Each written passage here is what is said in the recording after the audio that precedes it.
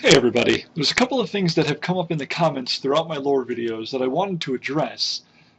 So I won't specifically point out in which video they're from or who said them, because neither of those things would really be fair. I don't want to make you guys go looking for these comments specifically.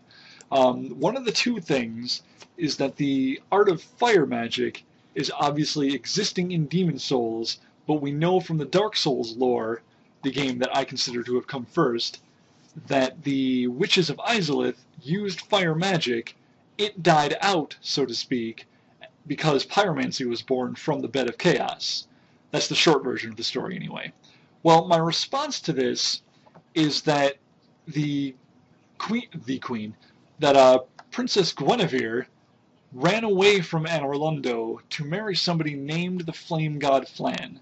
We know this from the Ring of Sun Princess, which the very last line I'll just read word for word. The Princess of Sunlight left Anor Londo along with many other deities and later became wife to flame god Flann. Now, who flame god Flann is, we don't know, and I've already addressed that in whatever Dark Souls lore video. We have no way of knowing who that is. But what's important is that she went away. She left the land of Anor Londo, and who knows how far she went, but probably pretty far to get away from her father. Maybe so far as what would become the land of Boletaria. The flame god Flann probably wouldn't have that name if he wasn't some high-level flame magic user.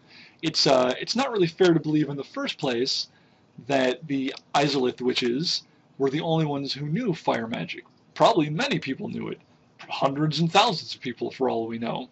So this flame god Flann, somewhere far away from Anor Londo, he exists, and he's using and maybe teaching the art of fire magic, the same way that Quilana teaches Solomon and Carmina, and that's how people in Demon Souls, Sage, Frake, and Yuria, know the art of fire magic and can teach it to us, because a master named Flann taught other people throughout generations and have come down to the moment that we are at in Demon Souls.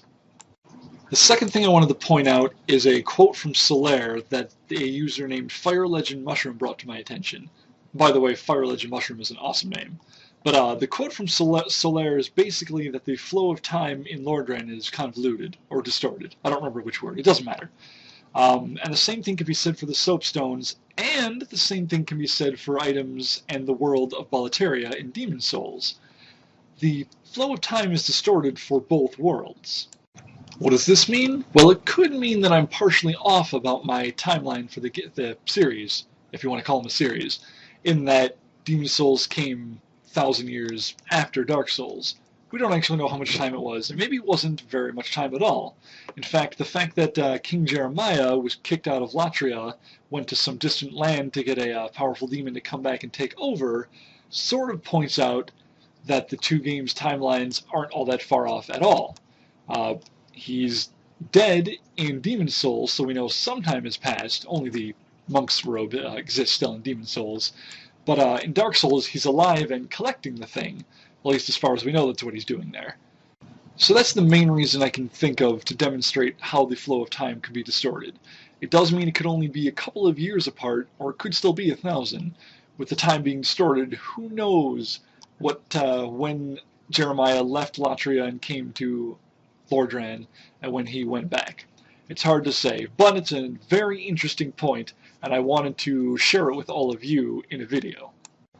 And the last thing really quick is just kind of a big thank you to all the people who have disagreed with me. Not so much in that I want you to disagree with me, although I do, because if you have an opinion, I definitely want to hear it. I want all the opinions I can get to make me think of the series more and try and come up with more answers.